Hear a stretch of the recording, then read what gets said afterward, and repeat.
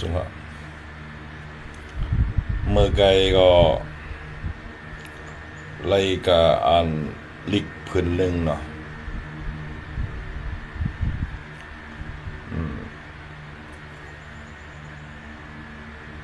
บ่า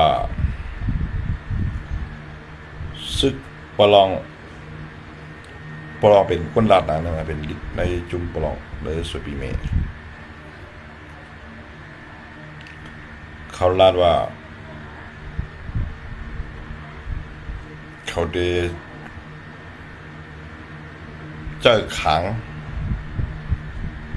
ขายแบบตับตาเจ็ดตีเนี่ยประลองเขาลาดตัดเจ็ดตีได้เป็นตีละร้อยเขาก็มุ่งก่อน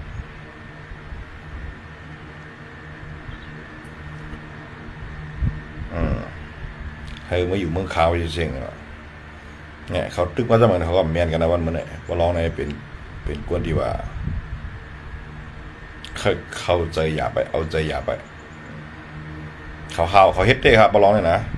เขาได้เขาทำได้ก้อยกะตีระยาวนะเด็มหูตั้งไห้แล้วนะก้อยกะวันเมื่อไหร่เนอเมืองไทยก็ตีนเขาเลยอุปปืนนะเขาดื่มปั่นเขาเก็บซึกก็เขาเดียวกูเจ้าเครืออันเขายำเราเขาเดียวเจ้าประลองไว้วันเมื่อไหร่เขาเดียวกูเจ้าเคยเบียมไป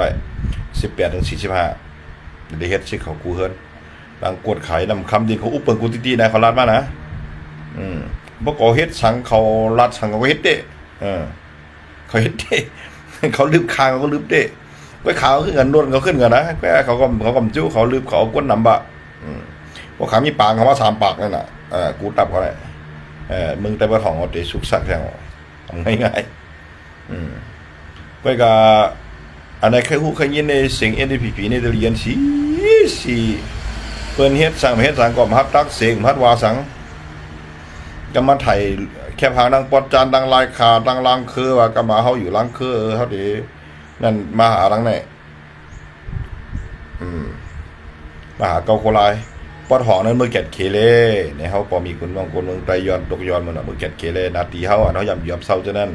วันมื้อนี้บ่ได้กึดสั่งยาวคนเมืองไตเลือดฮ้อนใหม่ๆสวมด้วย1,500วันมื้อนี้ด้วยค่ะแหละมันจะว่ามาเซมันนี่สู่เจ้าหรอกก็อันเบิ่นหาเนี่ยก็เราเบิ่นถามมาอย่างพี่กะเลยบ่ลงข่าวอย่างก็พี่กะเลยมีเลยหันมาตักเสียงนี่เขาก็ว่าเขาก็ยังตอบเขาก็ว่าเขาโทรมาประจานเสียเขาพัดอยู่ปทเขามีดีอยู่เขาลงลาที่ไหนก็นี่หลายก็มันเป็นอันเต้รู้ภาคอินวันเมื่อไหร่ปลองเขาในที่ลืมซึกคางอันอยู่ที่ใกล้เขาของคอมีจุ่มเลยว่าเนี่ยดับซึกใต้เขาเด็บมาไว้ว่ะอยู่หน้าที่เขาภาคอินความขออะไรยินมาในวิดีโอของก้นหลงหลายเจ้านึงงามรัดบ้างนะแล้วจุ่มอีเทียนไอ้เขารัด